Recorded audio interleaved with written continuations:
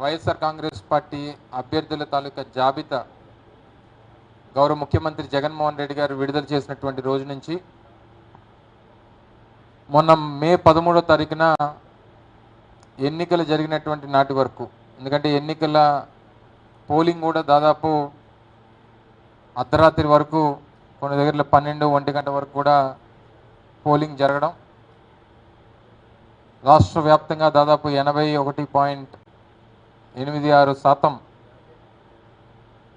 Polling శాతం నమోదు కావడం, ఎన్నికలకు సంబంధించి ముఖ్యంగా వైఎస్ఆర్ కాంగ్రెస్ పార్టీ నాయకులు, కార్యకర్తలు, అభిమానులు పెద్ద ఎత్తున మళ్ళీ తిరిగి జగన్మోహన్ రెడ్డి గారిని అధికారంలోకి తీసుకురావడం కోసం పడినటువంటి కష్టం, ప్రజలకి వెళ్ళి గడిచినటువంటి 5 సంవత్సరాలుగా జగన్మోహన్ రెడ్డి గారి నాయకత్వంలో జరిగినటువంటి సంక్షేమం గురించి, రాష్ట్ర వ్యాప్తంగా జరిగినటువంటి అభివృద్ధి కార్యక్రమాల గురించి వారికి అందరికీ కూడా తెలియజేసి మళ్ళీ జగన్మోహన్ రెడ్డి గారి తాలూకా విజయం ఎంత చారిత్రాత్మకమో చెప్పేటువంటి కార్యక్రమాలు చేసి, మండు టెండను కూడా లెక్క చేయకుండా ఈ 2 నెలల పాటు నిత్యం ప్రజలతోనే ప్రచార కార్యక్రమంలో పాల్గొని విజయం మళ్ళీ జగన్మోహన్ రెడ్డి గారికి అందించాలన్నటువంటి ఉద్దేశంతో పనిచేసినటువంటి ప్రతి ఒక్కరికి కూడా హృదయపూర్వకంగా కృతజ్ఞతలు తెలియజేసుకుంటూ, ముఖ్యంగా నేను పోటీ చేసినటువంటి గాజువాక నియోజకవర్గ పార్టీ నాయకులకు, అభిమానులకు, కార్యకర్తలకు అందరికి కూడా వారికి కూడా కృతజ్ఞతలు తెలియజేసుకుంటూ, ముఖ్యంగా చాలామందిలో ఏ రకంగా జగన్మోహన్ రెడ్డి గారు గడిచినటువంటి 5 సంవత్సరాలుగా పేదవాడికి అండగా నిలబడ్డాడో, రానటువంటి కాలంలో కూడా అదే రకంగా జగన్మోహన్ రెడ్డి గారు ముఖ్యమంత్రి అయితేనే మళ్ళీ పేదవాడికి మంచి జరుగుతుంది అన్నటువంటి అభిప్రాయం ప్రజల్లోకి వెళ్ళినప్పుడు, ప్రజలతో మాట్లాడుతున్నప్పుడు, ప్రజలకి వెళ్ళి ఓట్లని విజ్ఞప్తి చేస్తున్నప్పుడు వారి నుంచి వస్తున్నటువంటి స్పందన మాకు పూర్తి స్థాయిలో కనబడింది. ముఖ్యంగా మహిళలు రాష్ట్ర వ్యాప్తంగా అన్ని ప్రాంతాల్లో కూడా మహిళలు ముఖ్యంగా జగన్మోహన్ రెడ్డి గారి నాయకత్వాన్ని, మళ్ళీ జగన్మోహన్ రెడ్డి గారు వస్తేనే మా కుటుంబాలు బాగుంటాయి, మాకు మంచి జరుగుతుంది, మమ్మల్ని ఆదుకుంటాడు అనేటువంటి నమ్మకం కూడా పూర్తి స్థాయిలో వారిలో కనబడతా ఉంది. రకరకాలైనటువంటి భిన్న అభిప్రాయాలు, పోలింగ్ పర్సంటేజ్ గతంలో కన్నా ఎక్కువైంది, పోలింగ్ పర్సంటేజ్ ఎక్కువ అవడం వల్ల ప్రభుత్వం మీద వ్యతిరేకత వచ్చింది అనేటువంటి కొన్ని అభిప్రాయాల్ని కొన్ని మీడియా సంస్థలు కానీ కొంతమంది వ్యక్తులు కానీ మాట్లాడుతూ ఉన్నారు. ప్రతిపక్షాలన్నీ కూడా గతంలో 2004లో రాజశేఖర రెడ్డి గారు ముఖ్యమంత్రి అయినప్పుడు, అప్పుడు కూడా చంద్రబాబు నాయుడు గారి మీద ఉన్నటువంటి వ్యతిరేకతతో అంత పెద్ద ఎత్తున ఆ రోజు రాజశేఖర రెడ్డి గారు విజయం సాధించారు. 2009కి వచ్చేసరికి కూడా అదే సందర్భంలో ఉమ్మడి రాష్ట్రంలో ఇప్పుడు ఏ రకంగా కూటమి ఏర్పడిందో 2009లో కూడా ఆ రోజు రాజశేఖర రెడ్డి గారి మీద మహాకూటమి అని ఒకటి ఏర్పడింది. అప్పుడు కూడా అందులో Telugu Desam party, CPI, CPM, TRS ఇలా రకరకాలైనటువంటి రాజకీయ పార్టీలన్నీ కూడా కలిసి ఓ మహాకూటమిగా ఏర్పాటై రాజశేఖర రెడ్డి గారి మీద పోరాటం చేస్తే, అప్పుడు కూడా 2004 కంటే 2009లో ఎక్కువ శాతం పోలింగ్ అయింది. అప్పుడు కూడా ఇదే మాట అన్నారు, రాజశేఖర రెడ్డి గారి మీద వ్యతిరేకత వచ్చేసింది, కూటమి అంతా మహాకూటమి అంతా ఏర్పాటు అయిపోయింది, మహాకూటమి అధికారంలోకి వచ్చేస్తుందని చెప్పి. ఏం జరిగిందో చూసాం. రేపు కూడా అదే రిపీట్ అవ్వబోతూ ఉంది.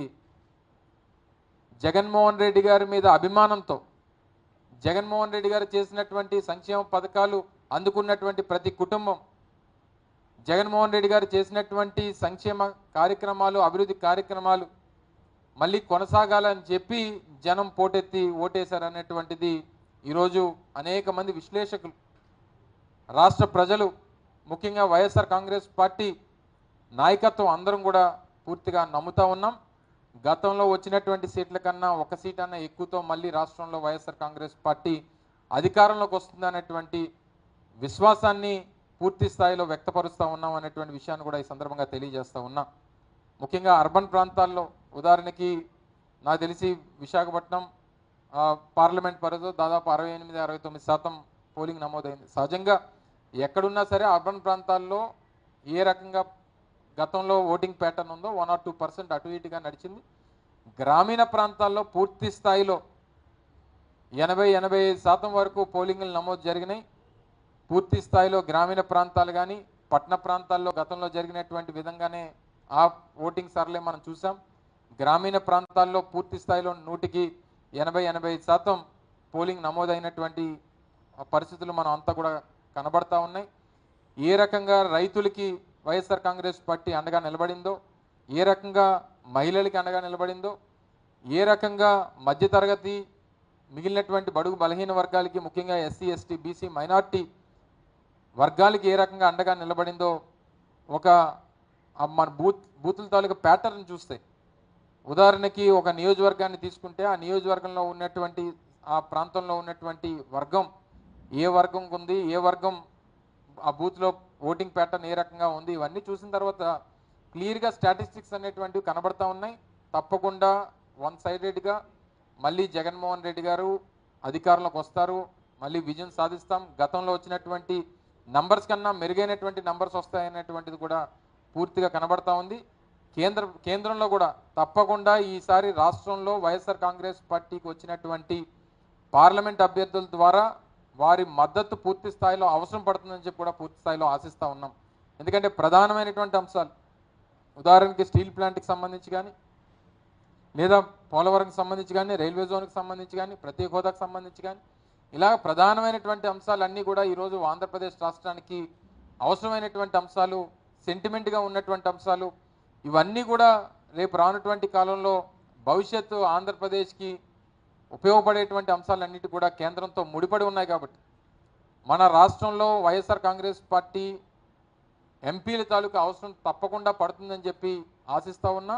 పరిస్థితులు కూడా ఆ రకంగానే కేంద్రంలో కనబడతా ఉన్నాయి. ఏ పార్టీకి కూడా వన్ సైడెడ్గా మెజారిటీ వచ్చేటువంటి పరిస్థితులు లేవనేటువంటిది మొదటి 4 విడతల్లో ఉన్నటువంటి రిపోర్ట్స్ని బేస్ చేసుకొని మనకు కనబడతా ఉన్నాయి. కాబట్టి దేవుడి దయ వల్ల ఆ అవసరం కూడా, మన అవసరం కూడా కేంద్రంలో ఏర్పడేటువంటి ప్రభుత్వానికి పడాలని, తద్వారా మన రాష్ట్రానికి ప్రయోజనాలు కలగాలనేటువంటిది కూడా పూర్తి స్థాయిలో ఆశిస్తూ ఉన్నాం.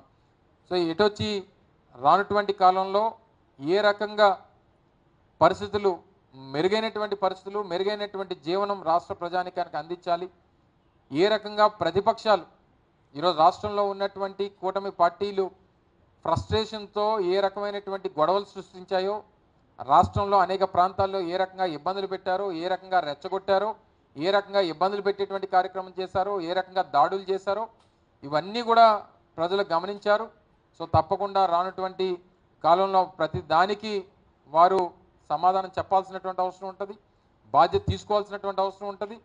చట్టం తన పని తాను చేసుకెళ్లేటువంటి క్రమంలో ప్రతి ఒక్కరు కూడా వారు బాధ్యత పడాల్సినటువంటి అవసరం ఉంటుంది అనేటువంటి విషయాన్ని కూడా ఈ సందర్భంగా తెలియజేస్తా ఉన్నాం. సో రానటువంటి కాలంలో ఏదైతే